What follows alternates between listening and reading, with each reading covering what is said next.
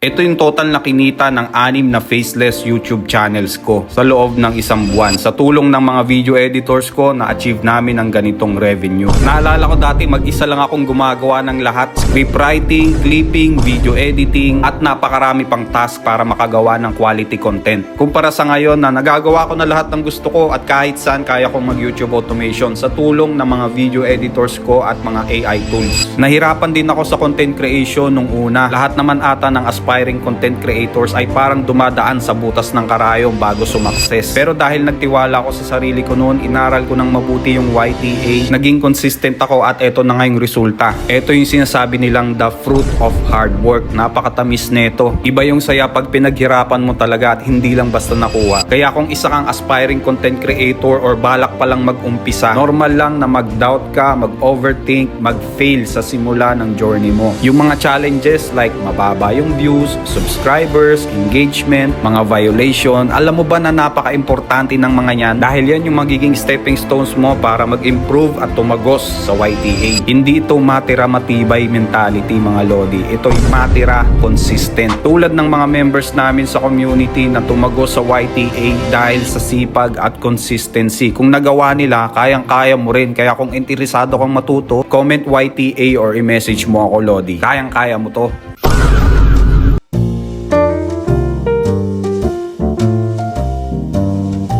2D comedy skits. Isa to sa mga viral niche ngayon sa YouTube Shorts. Ayan o, million views. Ito ay combination ng mga western humor jokes na may 2D animation. Tuturuan kita kung paano gawin yan dahil namomonetize yan sa YouTube. So stay tuned.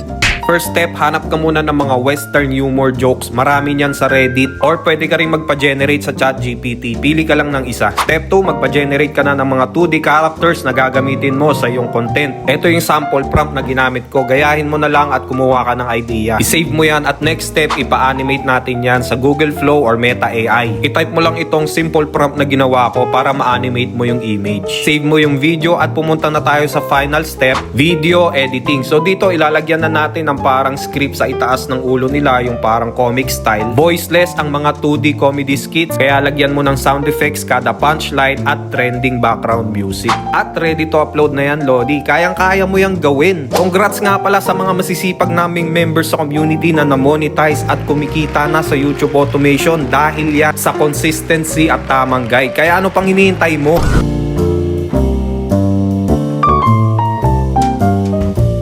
Kaka-upload ko lang nitong shorts na to last month pero ito na agad yung views niya. I-share ko sa iyo kung paano ko ginawa yung SEO sa viral video na yan gamit ang Ask Studio. Dahil pag mataas ang views, mataas din ang revenue. So stay tuned.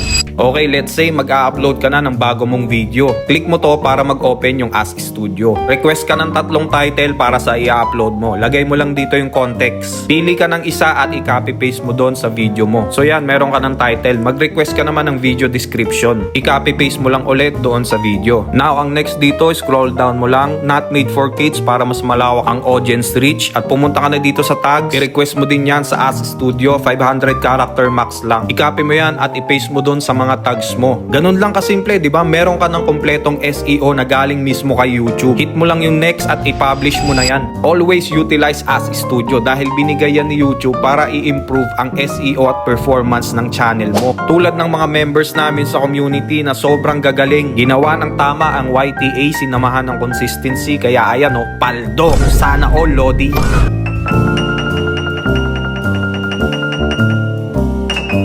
May tanong ang isang Lodi natin, Lods, paano gumawa ng prompt? Doon ako nahihirapan eh. Marami talaga nahihirapan dyan, Lodi. Pero sa video na to, ituturo ko sa inyo kung paano gumawa ng sarili mong prompt na kayang mag-generate ng quality AI content na pwedeng pagkakitaan. Okay, punta ka ng ChatGPT or kahit Gemini, pwede. Meron kang 3 paraan para makagawa ng prompt. Number 1, screenshot method. Let's say nanonood ka ng YouTube at meron kang nakuwang idea. Screenshot mo lang yung video, isave mo yung image at i-upload mo doon sa ChatGPT. I-type mo lang to at makukuha mo na yung prompt na ginamit sa image na yon. Option number 2, pwede ka rin gumawa ng prompt kahit Tagalog yung language na ginagamit mo. Kagaya nito, i-type mo lang kung anong scenario yung naiisip mo at ibibigay sa iyo ni ChatGPT yung prompt. Number 3, para naman sa animation, ito yung sample. I-type mo lang kung anong movement yung gusto mong gawin ng mga characters mo. Pwede rin yan sa Tagalog. Ayan o. Ganun lang kasimple. Kahit hindi ka techie, kayang-kaya mo to gawin. Dito sa aming YTA community, nagsishare ako ng mga AI prompts ng mga latest viral videos. Nagagamit yan ng mga members, kaya sila pumapaldo at kumikita na. Kaya ano pang hinihintay mo, Lodi?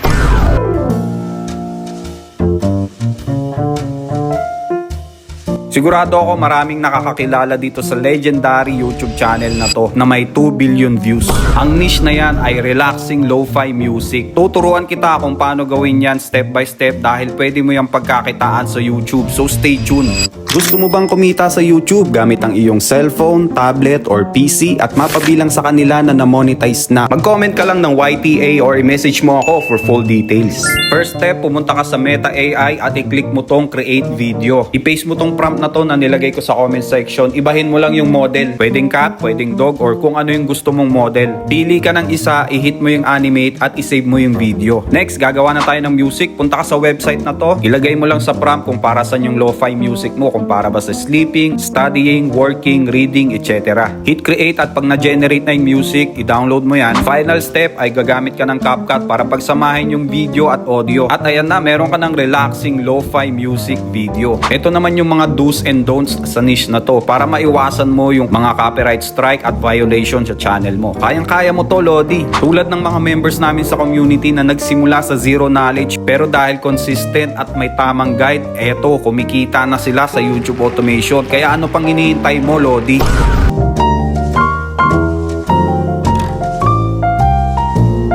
Paano gumawa ng AI mukbang animals na kagaya nito? Kain tayo tilapia mga lodi. Malakas yan sa shorts at long form. Syempre tuturuan kita kung paano gawin yan para may engagement din yung channel mo.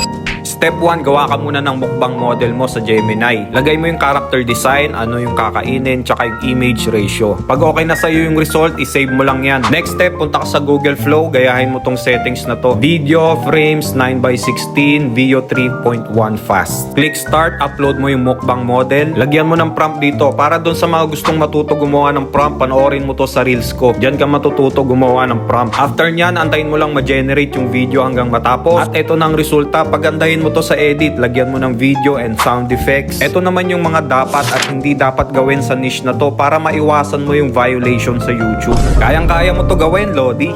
Congrats nga pala sa mga members namin sa community na sobrang consistent, proper mindset at tamang guide kaya na-monetize at ngayon ay kumikita na sa YouTube. Ayan o, nasa AdSense niya na daw. Deserve mo yan, Lodi.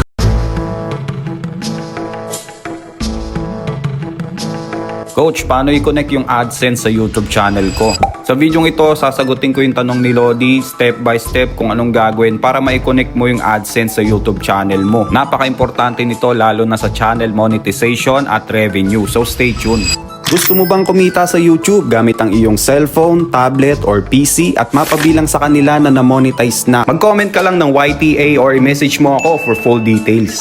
Una, pumunta ka sa YouTube Studio, i-click mo tong earn at i-click mo yung apply now. Meron ditong 3 steps na dapat mong tapusin para makonect mo yung AdSense sa YouTube mo. Yung step 1, magbabasa ka lang niya ng terms and condition, i-click mo lang tong accept terms. Step 2, dito ka magla-login ng AdSense mo or gagawa kung wala pa. Click mo yung yes kung meron ka ng AdSense account at no naman kung wala. Fill-upan mo lang yung AdSense form at i-click mo tong setup account. Siguraduhin tama yung first and last name pati na rin yung address na ilalagay mo dahil dyan ipapadala yung AdSense pin mo. Pag okay na, may nakalagay dyan na completed at yung step 3 naman, magre-review lang si YouTube, aantayin mo lang yan. Ganun lang kasimple mag-connect ng AdSense sa YouTube. Ang big challenge talaga dyan ay kung paano ka mamonetize. Kailangan meron kang minimum 1K subs, 4K watch hours sa long form, or 10M views naman kung shorts yung mga content mo. Ma-achieve mo yan kung consistent ka, kagaya ng mga members namin sa community na isa-isa nang namomonetize dahil inaral ng mabuti ang YTA, sinamahan ng consistency at may tamang guide. Kaya ano pang hinihintay mo, Lodi? Message mo na ako.